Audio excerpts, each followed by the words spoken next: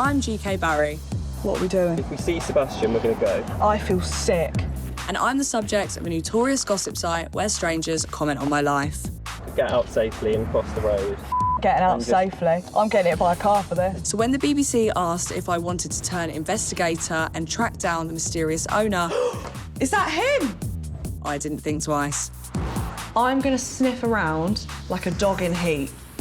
And if the MI5 want to hire me, I can work Mondays and Fridays. I'm ready. Let's go for a change of mind. The gate's opened. Tattle Life is an online forum where anonymous users can gossip about people in the public eye. I've read my Tattle Life thread ever since I became well known. Those lights on her podcast make her look greasy. I'm here to witch and moan about her. If I read this when I'm in a bad mental state or I'm already feeling a bit upset, this will genuinely ruin my week. Some people say Tattle Life is a place for people to anonymously attack influencers. But the site and its users say it's one of the only places actually holding them to account. So is Tattle Life for haters, or is it a useful reality check in the world of influencer BS? I want to hear both sides of the story. My Tattle thread isn't that bad, but I've come across some disturbing stories. I'm looking at one about Richard Davies, a man who runs an Instagram account raising awareness about cancer, but users here are claiming that he's lying. These are the stories I want to investigate. Whatever happens to me, whether I die or whether I manage to beat this thing, I can leave this Bowelbro page open and the journey can be tracked from start to finish. So I had my meeting with my oncologist this morning to discuss latest blood works and all that sort of stuff. It's absolutely incredible. We've raised 11.5 grand in 12 hours.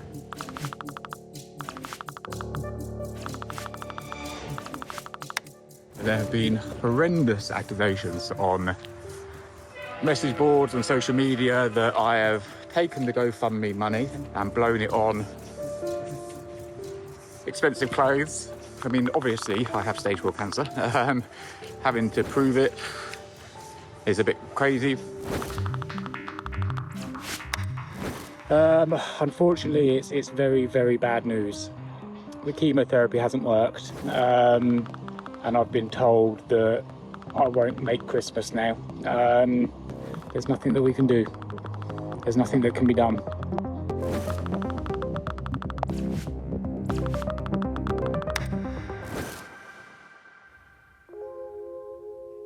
The day after Richard passed away, I started getting messages from a man that I didn't know.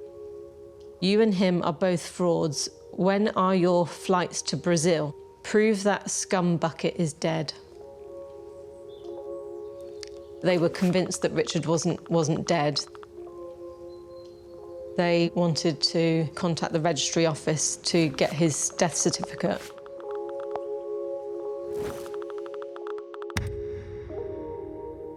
Did you reach out to the site Tattle originally to try and get the thread taken down?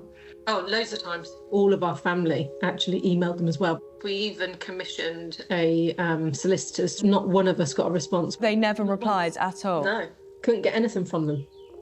Not even acknowledgement that they'd received our emails. Not a thing. Why do you think no one responded to your emails? I think it's a platform that's interested in generating money. And our story was interesting. Trolls were just creating a frenzy, and the footfall to those pages was immense. And for them, that's money. Can't see any other logical reason as to why they wouldn't respond. And they certainly did make my life difficult. A couple of days after Richard passed away, I received this card. Howdy, bitch. Conning money out of vulnerable people. Karma is also a bitch. Thinking of you at this difficult time.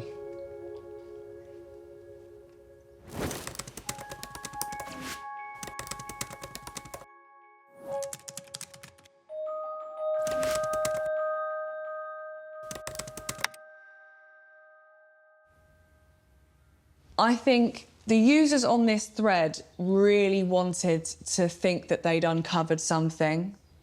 He's passed away, and they're still going at it with their own narrative. And I don't understand what the site are doing to protect people like Richard.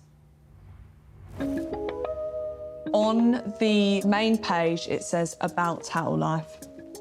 It says, we allow a zero-tolerance policy to any content that is abusive, hateful or harmful, and a team of moderators online 24/7 to remove any content that breaks our strict rules, often in minutes.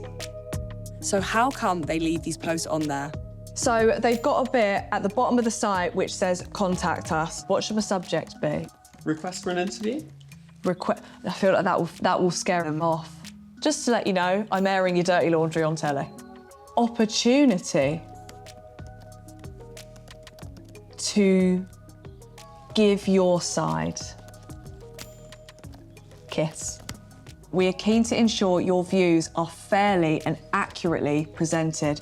We welcome the opportunity to include your perspective in the programme. And I've ended it, kind regards, GK Barry. Would you say that some of the content that has been put on this site could be illegal? Yes, we've seen examples of hate speech, malicious communication, encouraging criminal activity. So you can't just put whatever you want on Tattle? You are just as liable to a lawsuit under defamation on social media as you are if you say something in the newspaper. Tattlers say they hold influencers to account, and I really want to hear their side of the story. Guys, I need your help because I'm currently filming a documentary. So if you are watching this and you're a Tattle user, get in touch. No fists, just want to have a chat. So yeah, no fists. Why did you say that? This is like when you're trying to convince someone to admit to a crime. It's happening. It's happening. It's happened. I don't even want to look at my phone. I feel sick. Okay, so there's a thread about this documentary that we're making.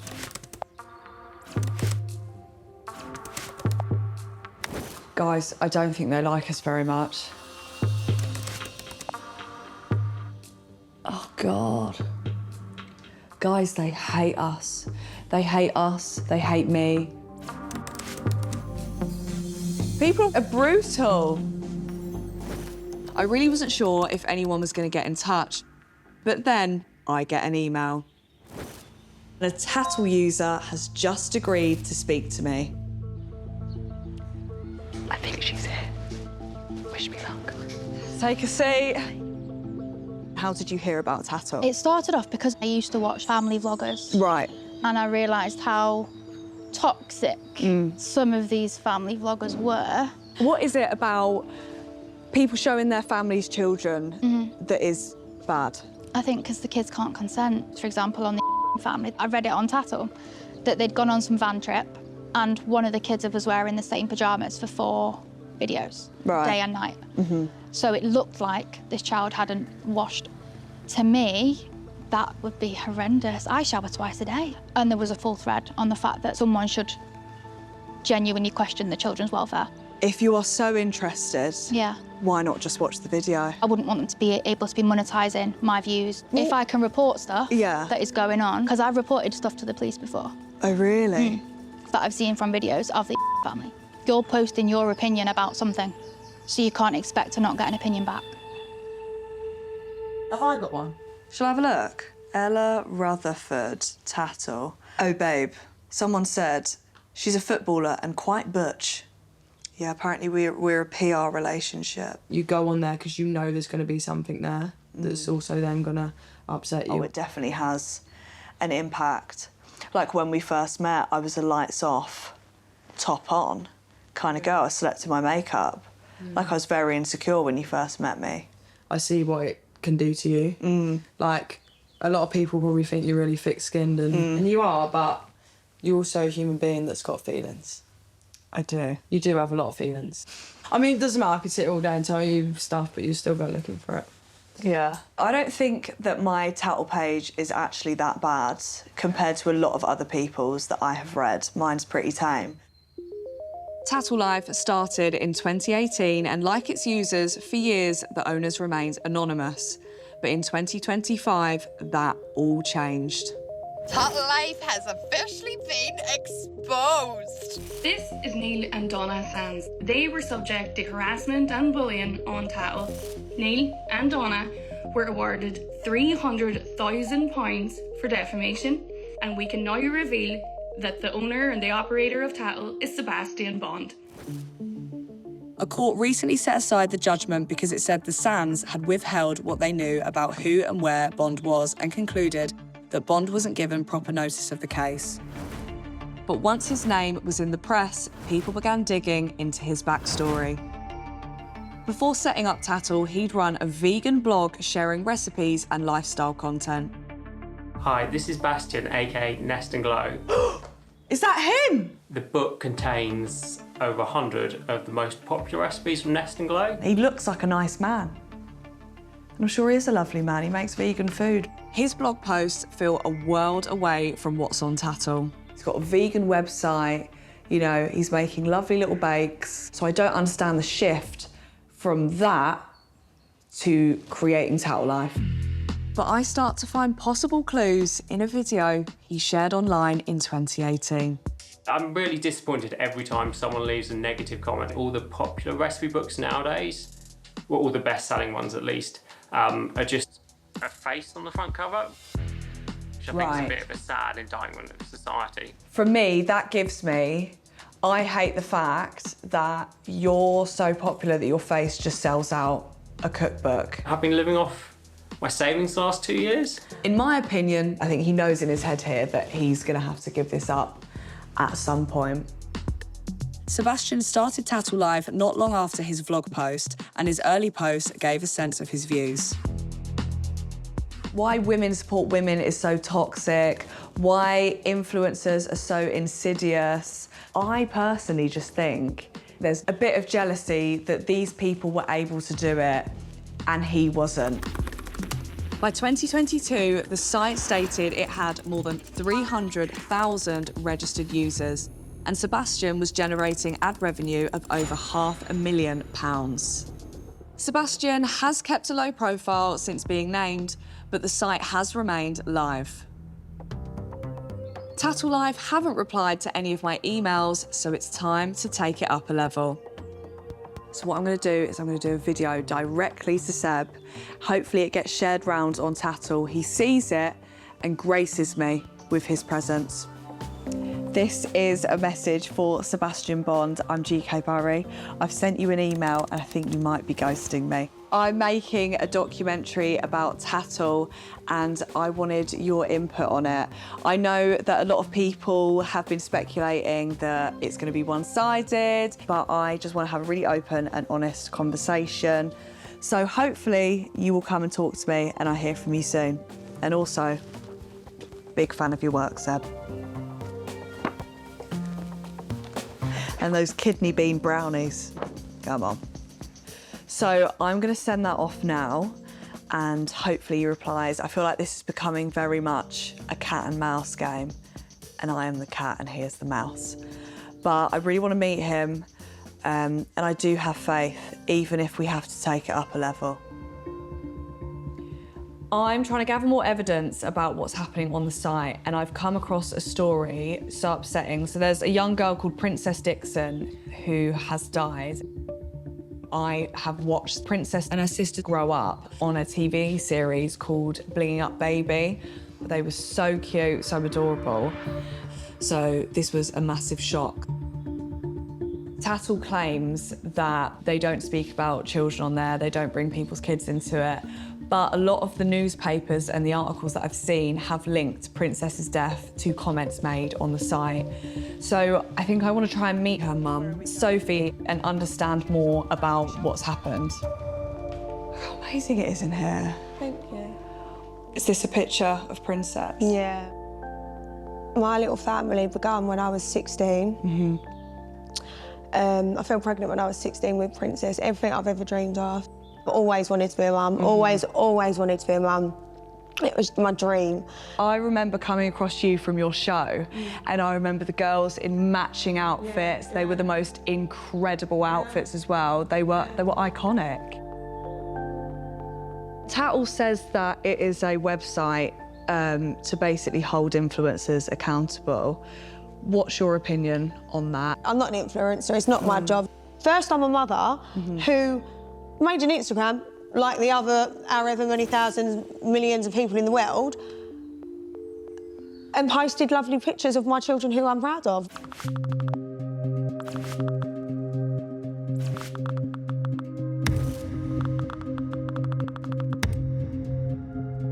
Did they then move on to trolling Princess and Precious? Yeah, they said terrible things about them. I'd messaged Tattle Life. I emailed them and I was like, look, I've just... Did you? Yeah, I did, several times. And no response? Like... When did you become aware that she was reading it?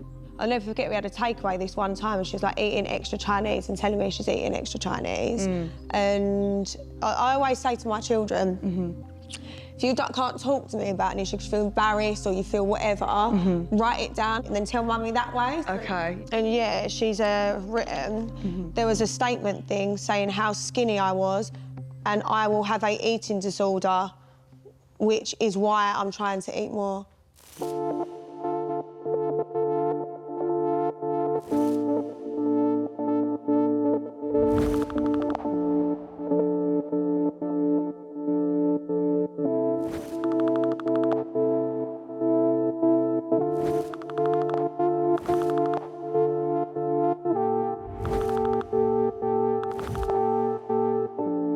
Did I see it affect her and her spiral from it? Yeah.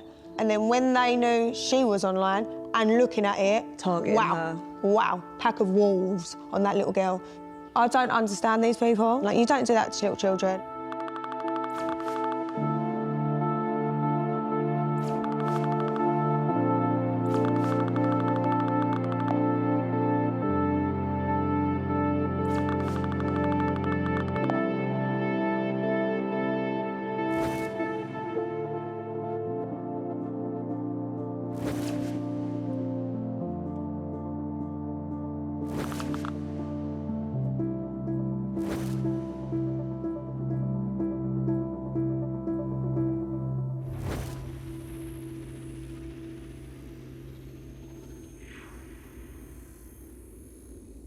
The very last thing she said to me, she wrote some beautiful things. She said, look, make sure you look after yourself and my siblings.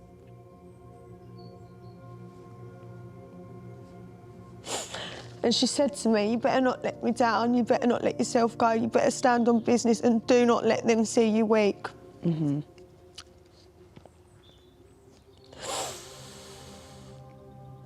And that's the last thing she's ever said to me. About the never let them see you weak, was that a reference to online? Yeah. And there's a lot of avenues and a lot of things that we've been through as a family. Tattle Life has definitely played a part in my daughter's mental health, 110%, yeah. Then they kicked her when she was down. They preyed upon it. They see her mental health was bad. Knew we had gone through bad things and targeted her. It's there, it's all on there, black and white. They said, because you've brought your children into the public eye, it's on you. What is your comment on that? I don't really have anything to say about that. I'm a good mum. Like, they're welcome to their opinions, just like I'm welcome to do what I'm doing in my life. Princess clearly had a lot of things going on in her life, and Tattle can't be blamed for it all. But I remember being 16, you're so vulnerable, you really care about what people think, and the fact that people were still writing stuff like that on there, knowing a vulnerable 16-year-old is reading that, is disgusting. It's true that there were a number of comments from users saying Princess should be off limits, and admins closed one thread saying minors were outside of the remit of a gossip forum. But it has left so many of the negative comments about Princess up there. Sophie herself said she reached out to the website on different occasions about her own thread and nothing happened. So you clearly don't care about people's well-being or what is being put on these threads if you don't reply. I don't understand the twisted logic about, on these forums, they're saying Sophie is exposing her children to people saying horrible things, nasty things, and, you know, that's what you've done by putting your kids in the public eye. But on the same threads, it's people saying disgusting things about her children. You can't say, we want to protect her, we're worried about the welfare of her children, when you have directly impacted the mental health of her child by what you've said. It just doesn't make sense. Princess's story really upset me, and I feel more determined than ever to get some answers out of Sebastien Bond. This is an interview Sebastian did with himself on one of his blog sites back in 2020. So the question was, are there any rules on Tattle Life? And Sebastian answered, yes, lots and lots.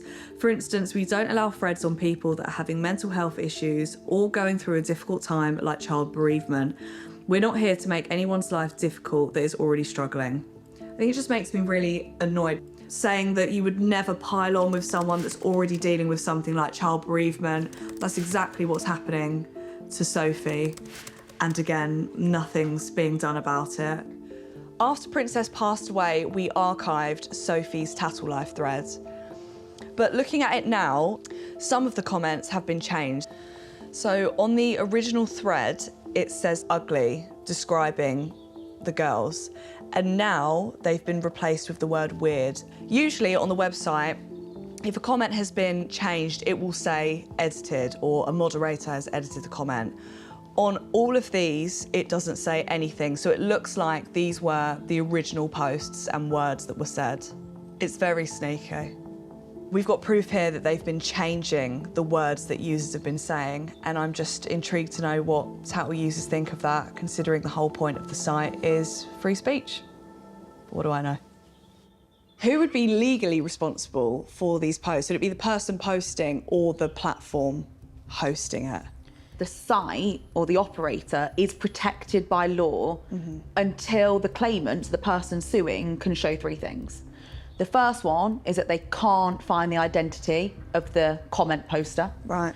The second one is that they informed the site, the operator, that there was this defamatory comment on there. And the third is that the site didn't do anything about it. But if you can cross those three hurdles, then you can bring an action against the site. Tattle Life has a page about the website coverage in the press. Tattle is regularly subjected to false smear campaigns. These one-sided, very biased and quite frankly fictitious articles masquerade as journalism.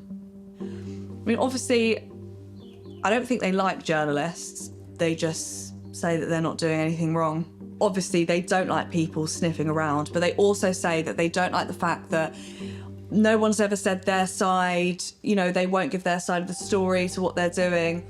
I have given countless opportunities to Sebastian to show that it's not all as bad as the press are making it out to be, and it's been crickets. Okay, so for weeks, we have been looking just for any clues when it comes to Sebastien Bond's location. He's deleted a lot of posts from these sites, but the internet has a record. Never forget your digital footprint. And we've managed to find one photo, which is just a bit of coconut oil.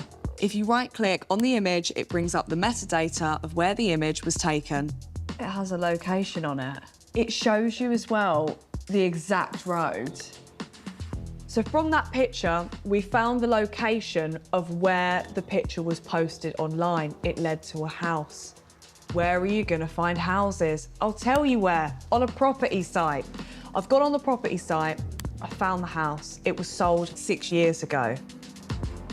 He was sat right there with that plant and that fireplace. That is the plant and that is the fireplace. Yeah. That's his house. Now I've found out where allegedly he used to live. I think we're gonna go there. We're gonna knock and see if the owner knows anything about Sebastian Bond.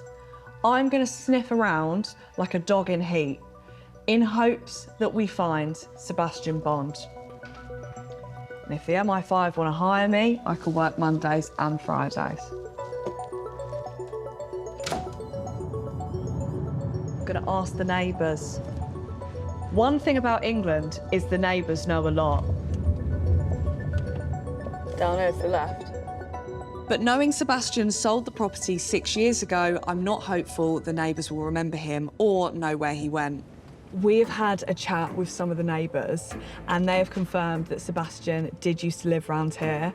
They said that he was quite shy, he kept himself to himself, but a bit of information that I didn't expect was that he apparently just lives locally. He has said before that he wants a chance to tell his side of the story, and maybe he doesn't know how to use Gmail. Get your seatbelts on, sweetheart. Shit. We're off to find Sebastian Bond. Strap in. So, I'm just pulling up. This is perfect. I can see the front gate. So, this is where we believe that Sebastian Bond is living. We have found out that I think he's living with his parents, but the thing is that his parents have nothing to do with it. We don't want to get the parents in there. I've got a letter that I'm going to post, and obviously if his parents ask, I'll say, where can I leave this? Can you give it to him? And this is full of questions. So I've got a few questions here to ask him. My main ones are sort of, do you accept any responsibility for the content on Tattle Life? Why do you let the users remain anonymous? And do you know what? After speaking with Sophie, I would love to bring up Princess. It says on your website that there's no bullying or anything to do with people's children, but there was. So who's meant to be moderating these threads? I don't know what type of person he is. I could ask to speak to him and he could left, right, good night me. Worst case scenario. Or, but what if he then just is like, oh no, I'll absolutely speak to you and he's really nice.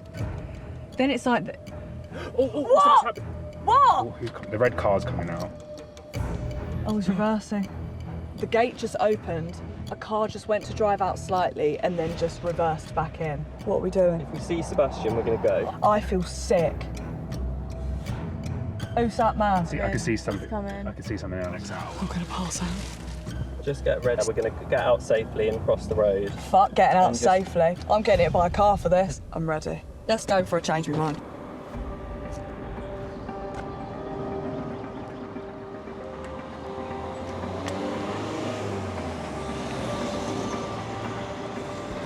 The gate's opened. Here.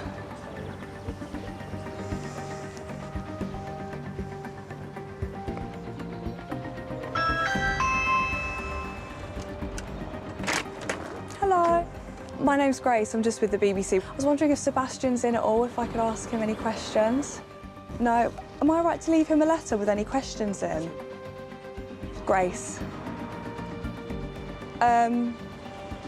No, it's GK Barry. But I've just got some questions if he doesn't want to speak to me. It's just about Tattle. May I leave them with you? Is that okay? Thank you.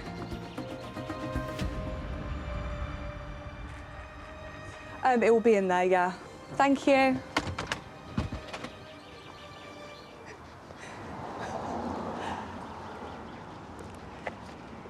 He came out with a leaf blower.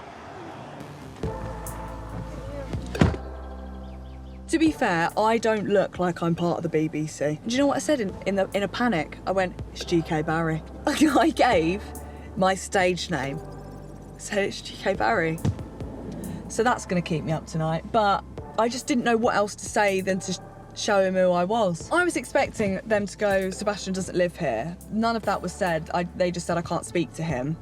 That's when I thought he's probably in that room. I think he's just heard that whole conversation. Today has been quite funny in the fact that Sebastian has created a website where thousands and thousands of people, including himself, can give opinions on absolutely everyone. And today he just didn't want to come out and give his. He's opinionless today.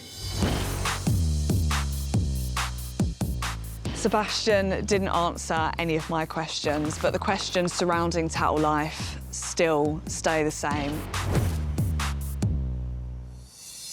I think Tattle users and Sebastian himself think that what they're doing on the site is right, and I think they think they're holding influencers accountable.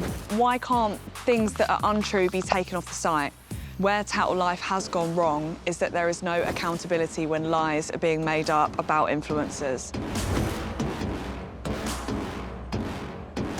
And Sebastian, if you are watching this, you know I left you my email in the letter, so if you do want to reply, I'll be waiting.